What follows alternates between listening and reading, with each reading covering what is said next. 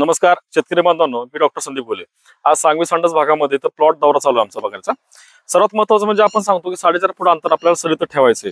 आता पाटले साहेबांच्या शेतामध्ये आम्ही आहोत, तर ह्यांनी 4.5 फूट सरीतलं अंतर आहे आणि 2 रोपातील अंतर 2 फूट ठेवायला आम्ही त्यांना सांगितलं होतं। अशा पद्धतीने तुम्ही जरा नियोजन बघा की 2 फूट ठेवल्यावरती एका रोपामध्ये साधारणतः आता 5 ते 6 फुट जिवंत आहेत। त्यानंतर अजून त्याचे एक 15 दिवसामध्ये कमीत कमी 3 फुट निघतील, म्हणजे साधारणतः 7 ते 8 फुट तुमच्या एका रोपामध्ये झाले आपले। एकरी रोप संख्या आपण ह्याच्यामध्ये लावली फक्त 5,000 रोपलांची संख्या लावत असताना एका फुटव्याला म्हणजे एका तुमच्या डोळ्याला 8 तुमचे फुटवे निघाले तर 8 × 45 तुमचे 40,000 फुटवे 1 एकरामध्ये आपले जिवंत राहतात। शास्त्र सांगतं की एका स्क्वेअर फुटला एकच ऊस जिवंत राहतो। याचा विचार आपण जर केला तर आपले 40,000 आपले सशक्त ऊस शेतामध्ये जिवंत राहतात। एक ऊस आपला 2 किलोचा झाला तर सरासरी ॲव्हरेज आपला 80 टन पण जातं।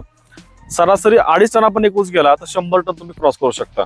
मग आपण जे म्हणतो की बाबा डिस्टन्स ठेवा, कोरोना काळामध्ये आपल्याला सांगितलं गेलं की आपण सोशल डिस्टन्स ठेवा, बरोबर। परंतु ऊस क्षेत्रामध्ये देखील हे प्रयोग आपल्याला करणं गरजेचं आहे की 4.5 फूट अंतर ठेवत असताना 2 रोपातील अंतर आपल्याला 2 फूट कमीत कमी ठेवायचे।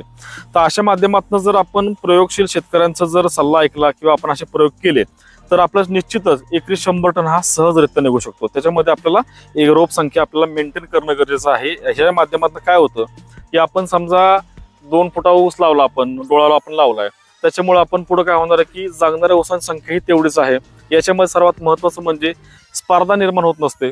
सूर्यप्रकाशामार्फत मिळणारं अन्न असेल, आपण दिलेलं खत असेल, दिलेलं पाणी असेल, याच्यामध्ये स्पर्धा निर्माण न झाल्यामुळं जगणाऱ्या ऊसांची संख्या ही आपल्याला कारखान्यापर्यंत वाढते येतं। अशा पद्धतीने आपण नियोजन करणं गरजेचं आहे। धन्यवाद।